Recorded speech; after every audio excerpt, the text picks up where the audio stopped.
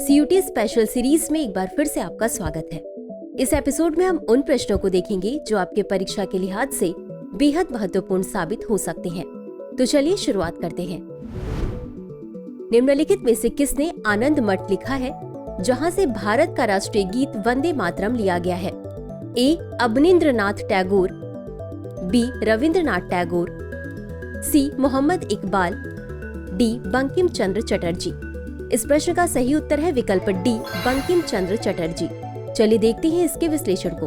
आनंद मठ बंकिम चंद्र चटर्जी द्वारा लिखा गया एक उपन्यास है, जिसमें से भारत का राष्ट्रीय गीत वंदे मातरम लिया गया है। अगला प्रश्न है, भारत के संविधान की प्रस्तावना में निम्नलिखित में से किसका उल्लेख है? ए. विचार, अभिव्यक्ति, विश्वास, आस्था और उपासना की स्वतंत्रता, बी. मानव गरिमा का आश्वासन देने वाली बंधुता, सी. रोजगार की समानता, डी. न्याय, सामाजिक, आर्थिक और प्रशासनिक। इस प्रश्न का सही उत्तर है विकल्प ए। चलिए देखते हैं इसके विश्लेषण को। भारतीय संविधान की प्रस्तावना में विचार, अभिव्यक्ति, विश्वास, आस्था और उपासना की स्वतंत्रता का उल्लेख है।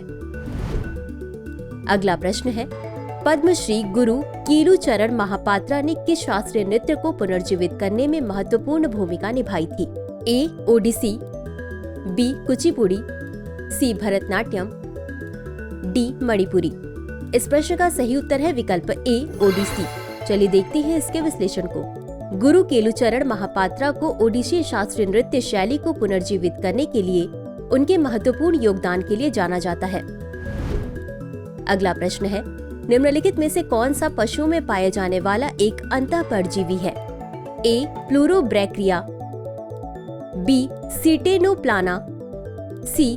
Flatworm, D. एडमिसिया। इस प्रश्न का सही उत्तर है विकल्प सी, फ्लैटवॉर्म। चलिए देखते हैं इसके विश्लेषण को। फ्लैटवॉर्म कई जानवरों में पाए जाने वाले अंतःपरजीवियों का एक सुप्रसिद्ध समूह है। अगला प्रश्न है, फरवरी 2022 में पश्चिम बंगाल सरकार ने कक्षा 1 से 7 तक के छात्रों के लिए कौन सा कार्यक्रम शुरू किया था? ए. शिक्षा अभियान, बी. समग्र शिक्षा, सी. श्रेयस, डी. पराय शिक्षालय। इस प्रश्न का सही उत्तर है विकल्प डी, पराय शिक्षालय। चलिए देखते हैं इसके विश्लेषण को। फरवरी 2022 में पश्चिम बंगाल सरकार ने कक्षा 1 से 7 तक के छात्रों के लिए पराय शिक्षा नामक एक ओपन एयर कक्षा कार्यक्रम शुरू किया।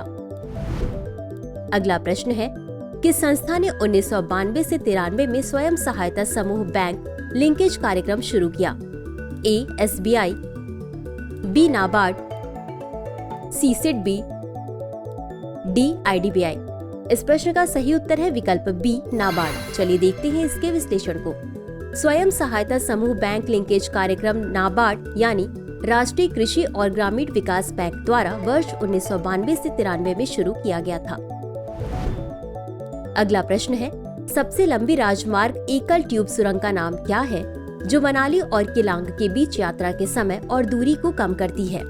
ए. अटल सुरंग, बी. नटुवाड़ी सुरंग, सी. करबुडे सुरंग, डी. जवाहर सुरंग। इस प्रश्न का सही उत्तर है विकल्प ए, अटल सुरंग। चलिए देखते हैं इसके विश्लेषण को। अटल सुरंग, जिसे रोहतांग सुरंग के नाम से भी जाना जाता है, दुनिया की सबसे लंबी राजमार्ग एकल ट्यूब सुरंग है। यह भारतीय राज्य हिमाचल प्रदेश में मनाली और केलांग के बीच यात्रा के समय और कुल दूरी को कम करती है। अगला प्रश्न है, किस वर्ष भारत ने ओलंपिक खेलों में पुरुष हॉकी में स्वर्ण पदक जीता? ए. 1984, बी. 1992, सी. 1980, डी. 1988। इस प्रश्न का सही उत्तर है विकल्प सी, 1980। चलिए देखते हैं इसके विश्लेषण को। भारत ने मॉस्को, सोवियत संघ में आयोजित वर्ष 1980 ओलंपिक खेलों में पुरुष हॉकी में स्वर्ण पदक जीता था। अगला प्रश्न है, निम्नलिखित में से किसने भारत के प्रधानमंत्री के रूप में सबसे कम कार्यकाल पूरा किया? A. HD Devegowda, B. VP Singh, C. Chandrashekhar, D. IK Gujral. इस प्रश्न का सही उत्तर है विकल्प सी, चंद्रशेखर। चलिए देखते हैं इसके विश्लेषण को। चंद्रशेखर ने भारत के प्रधानमंत्री के रूप में सबसे कम समय तक अपना कार्यकाल पूरा किया। बता दें कि नवंबर 1990 से जून 1991 तक वे केवल 233 दिनों तक इस पद पर रहे। अगला प्रश्न है, तमिल कैलेंडर का पहला दिन 14 अप्रैल को किसके रूप में मनाया जाता है? ए. महामहम, बी. ओणम, सी. पोंगल, डी. पुंथडू। इस प्रश्न का सही उत्तर है विकल्प डी, पुंथडू। चलिए देखते हैं इसके विश्लेषण को। तमिल कैलेंडर के पहले दिन 14 अप्रैल को हर साल पुंथडू के रूप में मनाया जाता है। तो चलिए अंत में देखते हैं आज के अभ्यास प्रश्न को। कृषि का व्यवसायीकरण किसका संकेत है? ए. आय अधिशेष, बी. उत्पादकों का अधिशेष, सी. उपभोक्ता अधिशेष, डी. विपणन योग्य अधिशेष। इस प्रश्न का उत्तर कमेंट बॉक्स में जरूर दें। आज के लिए बस इतना ही। धन्यवाद।